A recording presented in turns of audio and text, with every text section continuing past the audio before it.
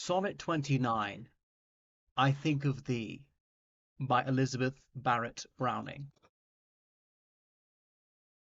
I think of thee, my thoughts do twine and bud about thee, as wild vines about a tree put out broad leaves, and soon there's naught to see except the straggling green which hides the wood. Yet, O my palm tree, be it understood, I will not have my thoughts instead of thee, who art dearer, better, rather instantly renew thy presence, as a strong tree should, rustle thy boughs, and that set thy trunk all bare, and let these bands of greenery, which ensphere thee, drop heavily down, burst, shattered everywhere, because in this deep joy to see and hear thee, and breathe within thy shadow a new air, I do not think of thee. I am too near thee. So she's one of the most famous poetesses of the 19th century, and she and her husband were unique in being a husband and wife pair of poets. A British woman who spent much of her adult life in Florence, Italy, and you can see Casa Guidi to this day where they used to live. Um, so this is part of her sonnets in the Portuguese, which were not translated from Portuguese. They were written by her originally, but she was so modest she pretended they weren't her compositions. Anyway, so she wrote this one about 1845, and much of her poetry concerns her very happy marriage to a man a few years younger than her, Robert Browning. And that's why she put Barrett on top of at the end of her own surname, why she became Elizabeth Barret Browning. So she wants to be close to her lover who's not with her, presumably her husband. So how it's something natural, and then the metaphor used is like a tree, because they're going to twine, as in wrap around each other. Their love is going to grow.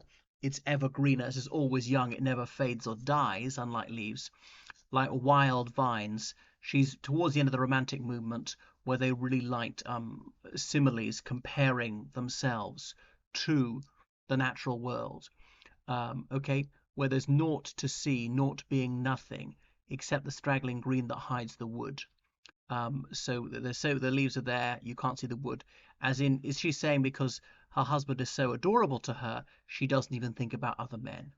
Yet, oh my palm tree, so she's addressing him as that, be it understood, I will not have my thoughts instead of thee, who art dearer, better. Okay, so she loves him more than anything else. There's nothing to distract her from her husband.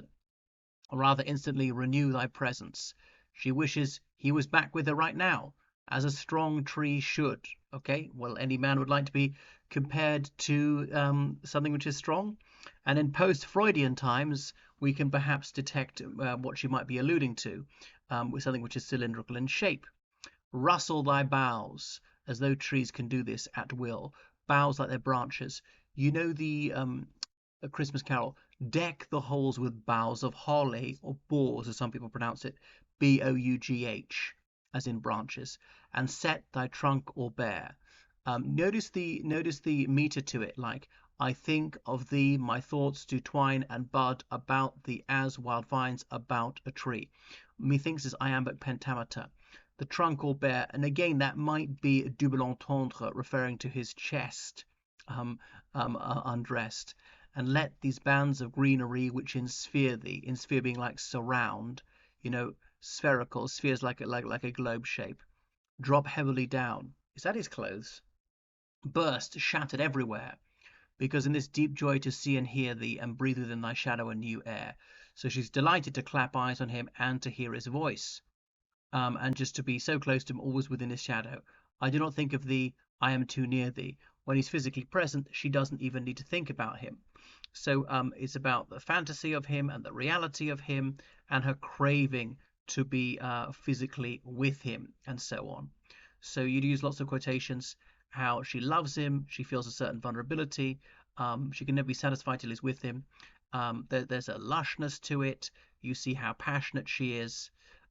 Yeah, so that's why it's somewhat restrained in its language. They had to resort to innuendo, couldn't be too candid about her physical desires for him.